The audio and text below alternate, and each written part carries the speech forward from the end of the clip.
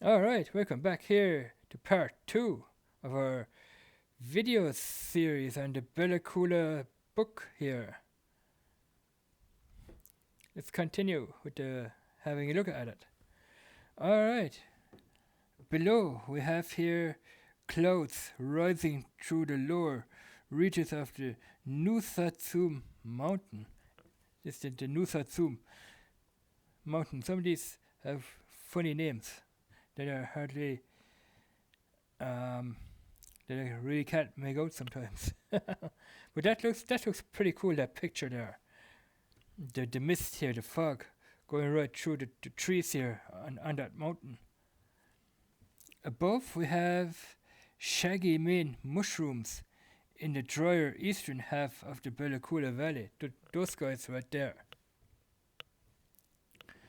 Those are the shaggy mane mushrooms, is what they're called. Shaggy mane mushrooms. I don't think you can eat them. I think they're poison.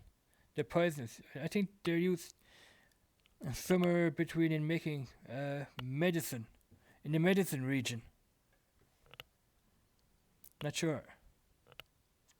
But you definitely probably can't eat them. Alright, on page 41, we have seen the Douglas fir forest in the spring near Tweedsmuir Lodge. 41 was that page right there. Douglas fir forest near Tweedsmuir Lodge, it says. And the opposite, which is that one here, that opposite page, we're looking at the Sitka spruce thrives in fertile bottomland. Okay. Fertile bottomland. There's a river going through the fir forest. So it's a Douglas fir forest. I might have to read this up. Why they call it the Douglas fir. I might read it up.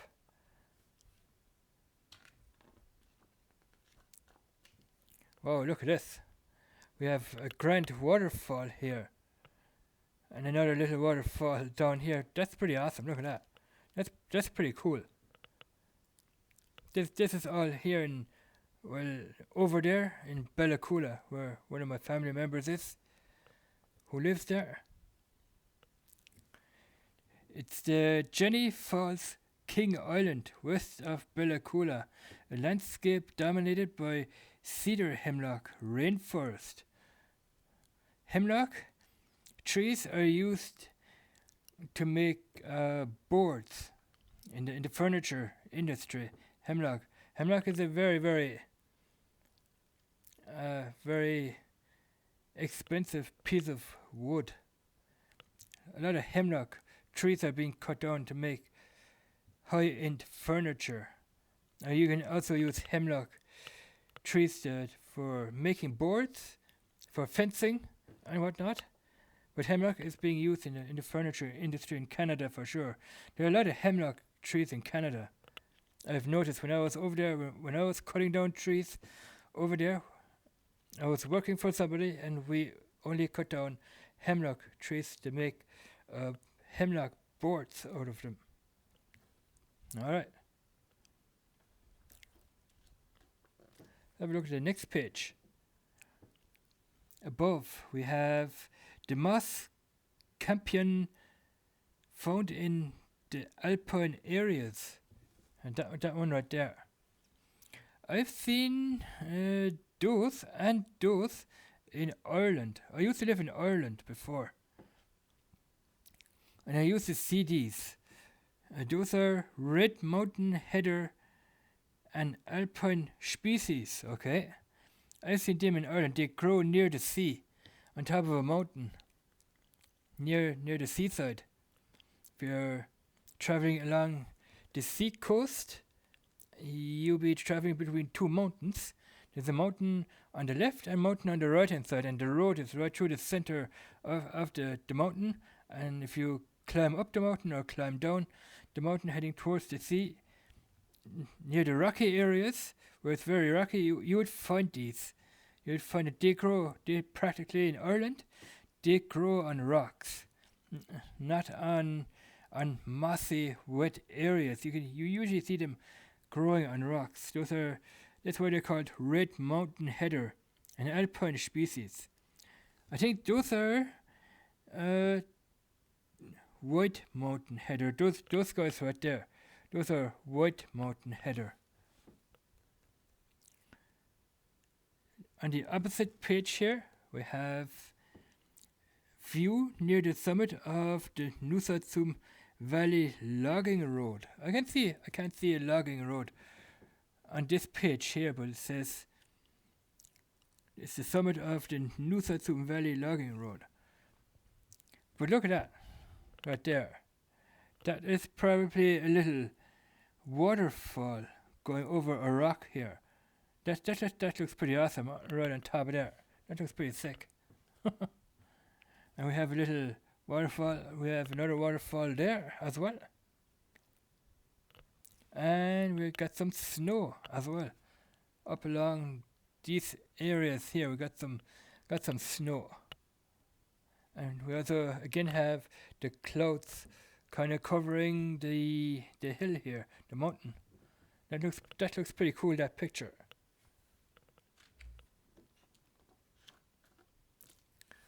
That is probably the rainforest right there. We will have a look on the next page. It says here previous pages. The remnant of the old growth forest in the lower Bella Coola Valley at Walker Island Park, which is this one right here. It's an old remnant of the rainforest near the Bella Coola Valley there. That's how it looks. That green stuff, that's moss part. It's all moss. The moss is covering the trees. It looks like, I don't know. It looks like algae, but it's not. It's that green moss that would usually cover trees. I don't know why it does that. Alright, next page. Above, we have a gnarly old cedar personifies the rainforest mystique. That one right there, that's an old cedar tree. A gnarly old cedar tree personifies the rainforest mystique. So a lot of cedar trees over there, they grow in the rainforest, I would imagine. If you go visit the rainforest near the Bella Coola Valley, you would see a lot of cedar trees that are very, very high, and they have a huge log, or stump, or log, I should say. On the right here, this bird, we have a hairy woodpecker, can be found year-round in the Bella Coola Valley. So this woodpecker here can be found all year round, even in the winter time. You probably see him here in the winter time in Canada. That is not here, but in the Bella Coola Valley in Canada. You see this bird all year round, wintertime, summertime, spring, and autumn.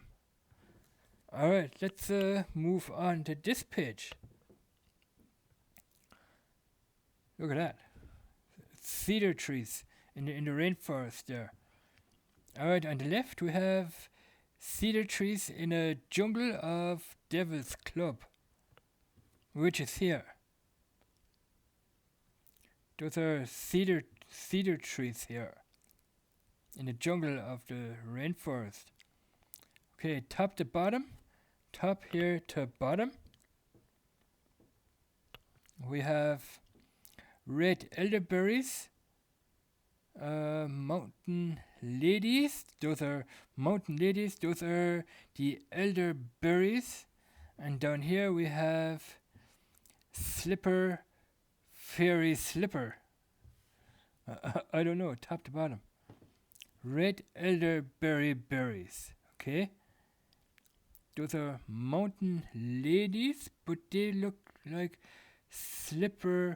fairy slipper. Those ones look like.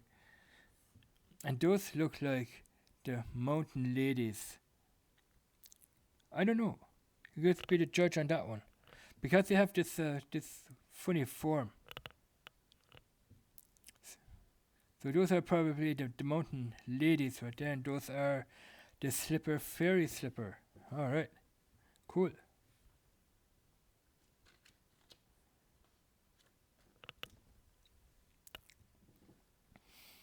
Alright, let's have a look at the picture above there.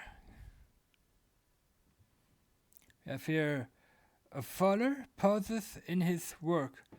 Fallers come first into areas slated for logging and fall the trees, making it one of the most dangerous jobs in the country. I think that's a logger up there, a logger in the picture, looking at the camera where the guy's making the picture. A lot of logging going on in Canada for the sawmills. There are a lot of sawmills in Canada where loggers would bring their trees to make money.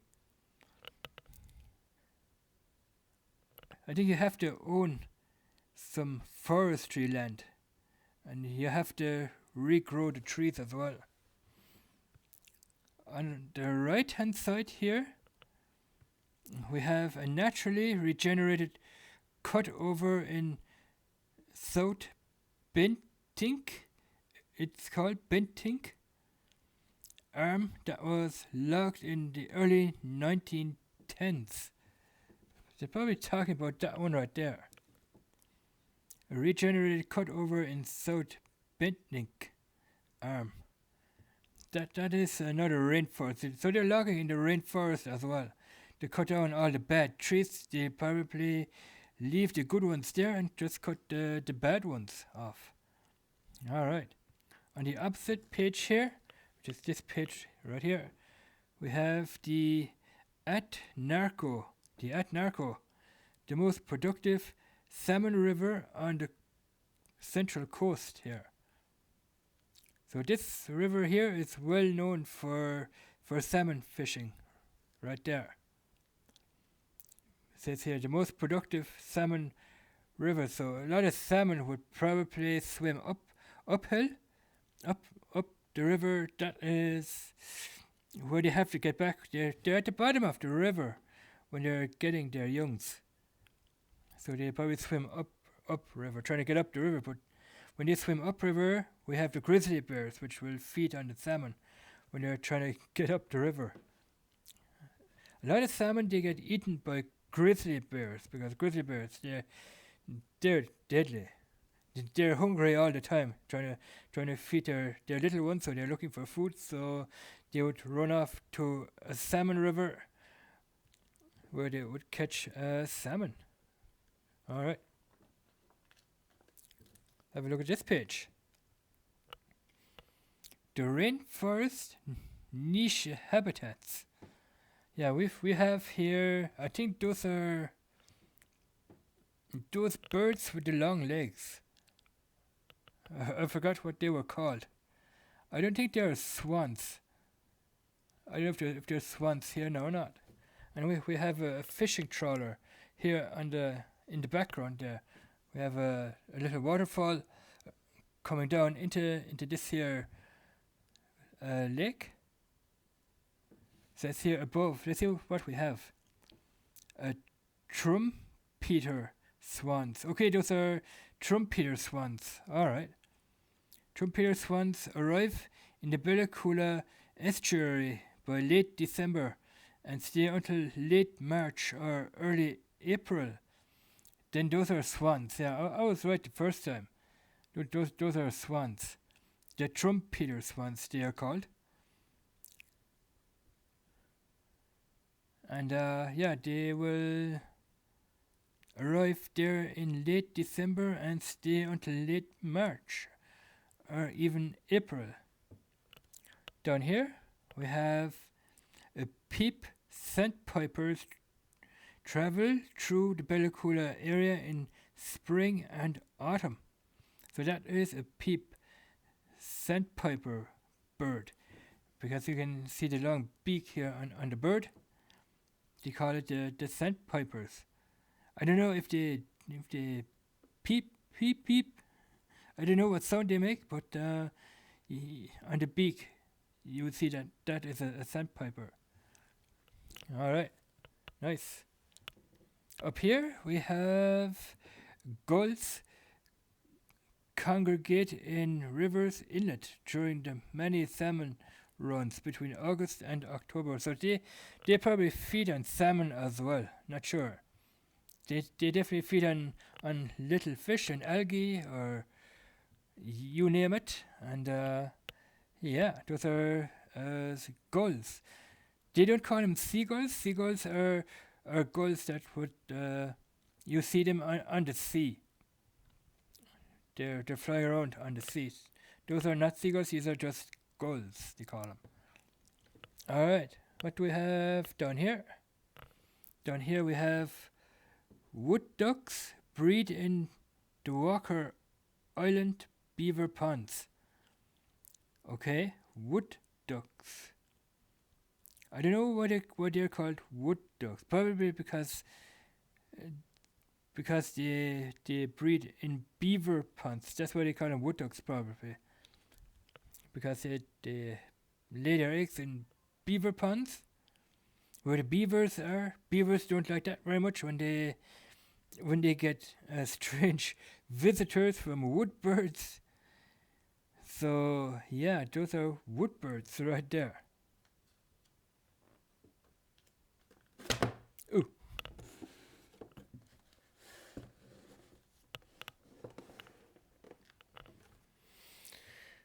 All right, what do we have up here? On the right we have, on the far right, below. Let's see what we have on the right. A skunk cabbage provides the first color of being seen in early spring and is one of the first plants foraged by bears. Okay, that is a skunk plant. Or skunk plants. Those two right there, those are skunk plants. Well, that one there for sure. That green plant there, that is a skunk plant. And on the far right, we have a round-leaved sundew, a carnivore plant found in lower elevation bogs. So that one is a round-leaved sundew, and that one here is a skunk cabbage, which provides food for grizzly bears, I should say. For grizzly bears. So grizzly bears would feed on them. I don't think grizzly bears would feed on them also. They just feed on them because I think it's the center bit that they eat. It's very nourishment, very rich on nourishment for grizzly bears. Okay, below we have this picture. It's the southwest of King Island. The topography tapers down. That is a lake, a very huge lake. Probably that's the estuary back there, heading towards the ocean, probably, or maybe even down here. I'm not sure. I don't know. That big lake is probably heading right into the ocean back there. But it's very, very cool. It's a cool place for sure. Okay, let's see what we have up here. Above is the First Nations hunted forest birds such as grouse. So those grouse birds, they are being hunted.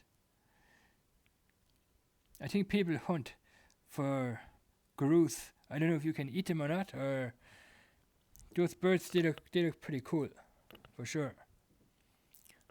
Okay, below we have the black-tailed deer.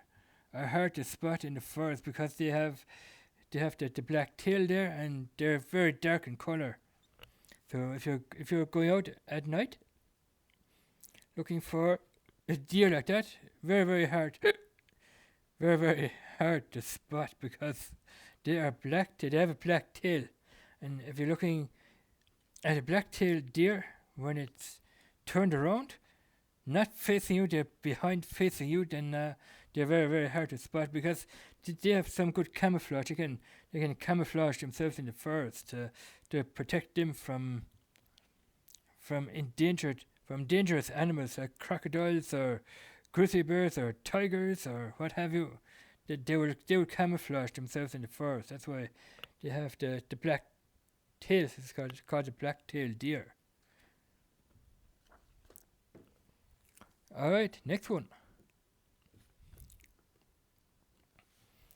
Opposite page, top to bottom. Here probably. A field of lupine. Here we have lupines. We have them here in Germany as well. Those lupines. We also had them in Ireland, where we used to live. Lupine is nothing new to me. Here we have gooseberries. What are those? Those are twin berries right there. Twin berries, and those are salmon berries. They look like one of those berries that you can eat. They look like not cranberries. Cranberries. I forgot the name of those. They grow here in Germany as well. You can eat them. I don't know if you can eat salmon berries or not. I don't know. Over here, on the left-hand side, we have the Ha-Ha bird mask, carved by Tony Spears. Cedar provided First Nations with the ideal carving medium. So they use the cedar trees to carve stuff like this here Ha-Ha bird mask. I don't know why the people there would put their masks on and go out into the forest. Probably to scare off something. I don't know. Above we have here, which is this picture right there. We have the western red cedar is recognized by its scaly needles. We have them here in Germany as well. Cedar trees for life. All right. Nice. Okay, moving on to chapter 3. Our closest neighbors, which are the grizzly bears right there. The grizzly, here's a grizzly bear. And little grizzly bears right there as well. That's the mother, and there are the cubs. Right there. Alright. Previous page, grizzly sow with 2 cubs. Seen that. Up there we have a bird above. It's the water dipper, can be seen around fast moving streams. It's this guy up there. So these birds, they feed along the river, along little streams. They probably eat grass or something, or insects even. Along the streams, they eat what they can find. I don't think they eat huge prey or not, probably not. Okay, what do we have here below?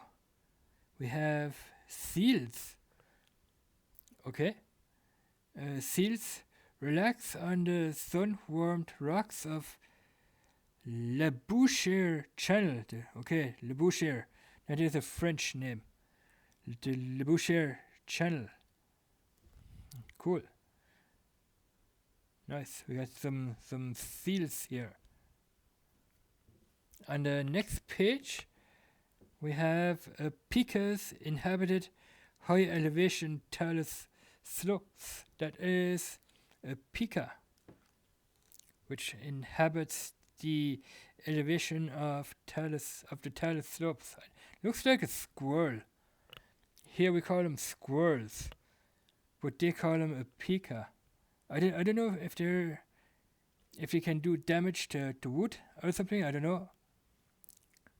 It looks like looks a mixture between a squirrel and a beaver.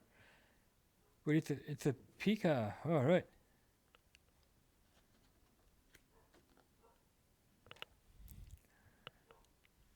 Okay, we don't have anything interesting here except for this guy. It's Clayton Mack. I'm not going to read that about him. Okay, let's have a look at some more pictures on this side. Okay, above those two. Fox and large grizzly boar squaring off over a morsel. I was squaring off over that. A second later, the bear was chasing the fox around the meadow, and the fox, living up to its wily reputation, doubled back, grabbed the food, and bolted into the woods. Alright. So the fox practically won. And he took all the food that he could grab and disappeared right into the woods. Those are very, very gnarly. They're fast. They're faster than a grizzly bear, I'd imagine. But I think a grizzly bear is faster than a fox in instant. It can grab the fox right there. It'll taunt the fox, and the grizzly bear has a bigger mouth than the fox does. So I think over that the grizzly would have a bigger advantage over the fox. But the fox has a big advantage over the grizzly because speed-wise, the fox is quicker than a grizzly, I would imagine. Alright, on the left hand side here we have a grizzly in profile.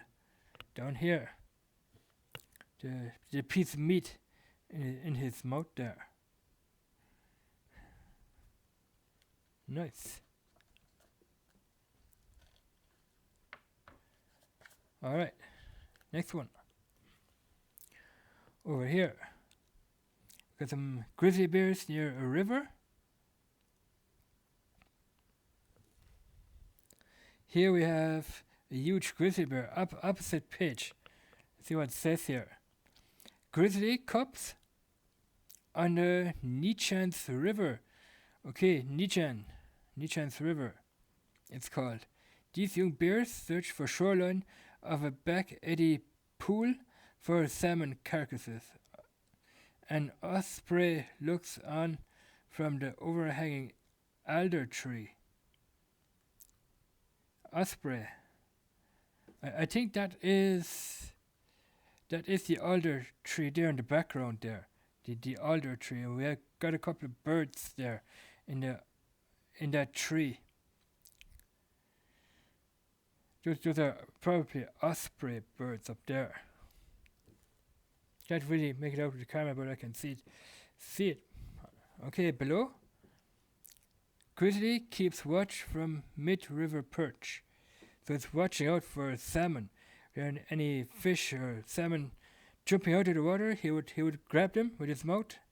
Grizzlies are known to grab salmon in mid-air. When the salmon jump out of the water into the mid-air, grizzlies are well known to catch the salmon, which is pretty awesome to watch.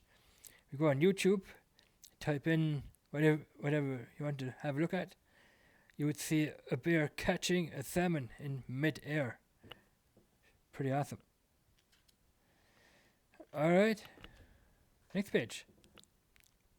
Above we have over 1 million pink salmon return to the Bella Coola watershed each year, making it a prime draw for the grizzlies. That's what I'm talking about. I was talking about earlier. Grizzlies, they feed on salmon in Canada, where there's a river full of salmon. They go there to feed their young ones as well. Alright.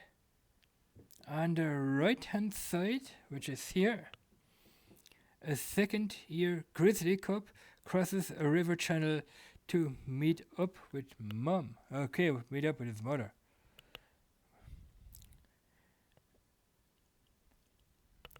Opposite page, which is this one here, a grizzly searching for sockeye on the Nichan's River in the Ovekino system. Okay, Ovekino system. There's this picture down here. In the following pages, we have a grizzly grasp a Chinook salmon on the Atnarco River. Okay, let's have a look at that. Here we are. That is a grizzly grasp a Chinook salmon. And there it is. The grizzly bear catching that Chinook salmon on the Nishan River right there. Pretty cool. Alright, we're gonna end the video here. Gonna say here, thanks for watching. Sub to the channel. Watch the videos, like the videos, do all that good stuff, and we will catch you guys in the next one. Bye bye.